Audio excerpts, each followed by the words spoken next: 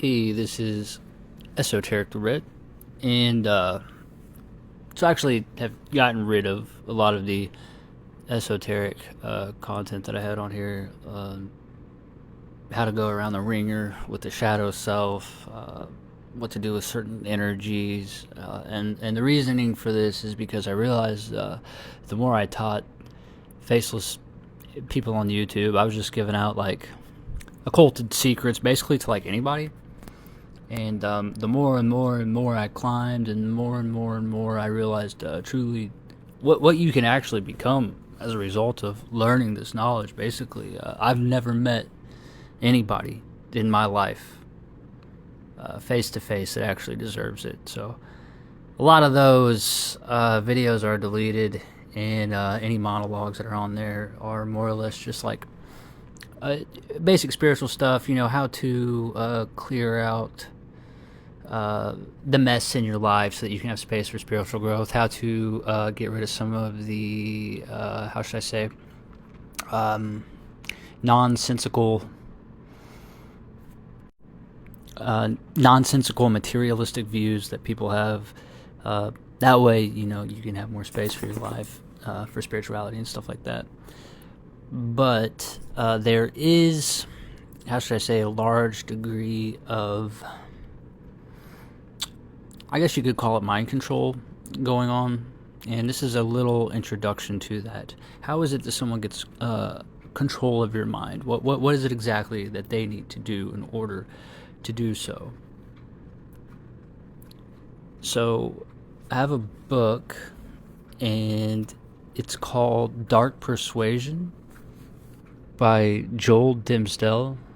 Actually bought this book when I visited DC a couple of years ago. It's a decent read. Gives you sort of like a historical rundown of different cases of mind control. People, you know, that got captured, and then all of a sudden they come back around, and then they see the world differently, and things like that. But there's a passage in it that I wanted to read. And you'll see here it says, Jolly West provided a magnificent overview of brainwashing and coercive persuasion during the Korean War. West recommended that the word brainwashing be avoided because it is a term that has become a sort of grab bag to describe any kind of influence exerted by a captor over a captive. But that isn't very accurate from the scientific or the medical point of view. He referred to his Korean War studies, where he had observed that captives were readily influenced when they are in a state of debility, dependency, and dread, DDD as he termed it.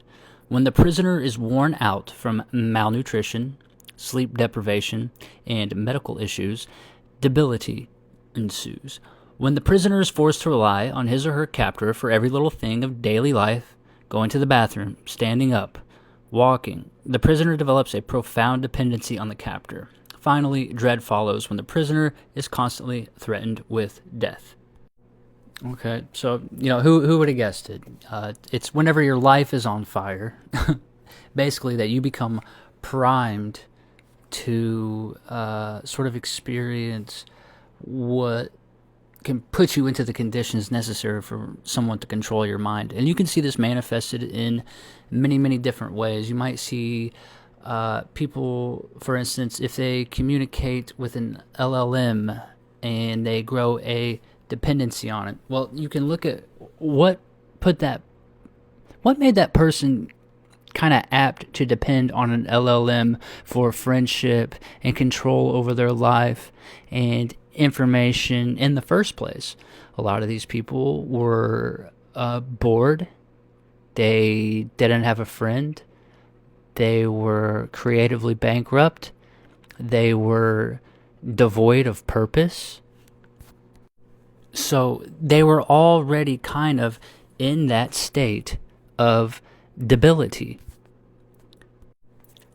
You can also look at other things going on in the world right now, where say you accuse Donald Trump, for instance, of constantly causing a state of chaos. Oh, all the Venezuelan rapists are after you. Oh, they're coming across the border, right? He wants you in this state of debility That way he can then put you into the state of dependency. You have to rely on him. You have to rely on ICE.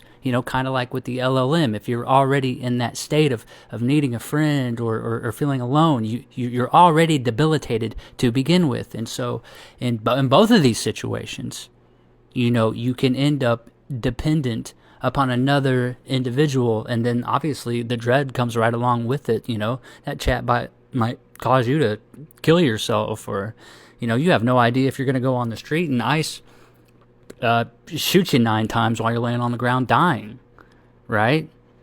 And so these sort of they sort of get you into this state to where your mind can be lorded over, and it's a subtle form of mind control. And another comparison that I would like to make, especially with the LLM, is this ability to mask themselves and put themselves as if they're just like you, even though the mask is fake. So in the case of an LLM, it would be twinning or mirroring, or you know what I mean, acting like it's just like you, when in reality, it's actually like a Lovecraftian mirror that would like to get control of you. Whereas the mask that Donald Trump wears is this mask that, he's out there to help you. He's going to make us great again, even though as well as I do, we aren't great. And so I just kind of wanted to make a video about that. And this goes to way, way more things than, Donald Trump or LLMs. This could be your abusive husband. This could be your manipulative wife. Okay, but this is how they worm their way in. This is how they get control. And shit goes deep. Shit goes real deep. But that's what I wanted this one to be about. I'm making a lot of videos lately because I'm snowed in. Well, not just videos, but I'm writing a lot too. So if you like short stories, I got a lot of posts with short stories. But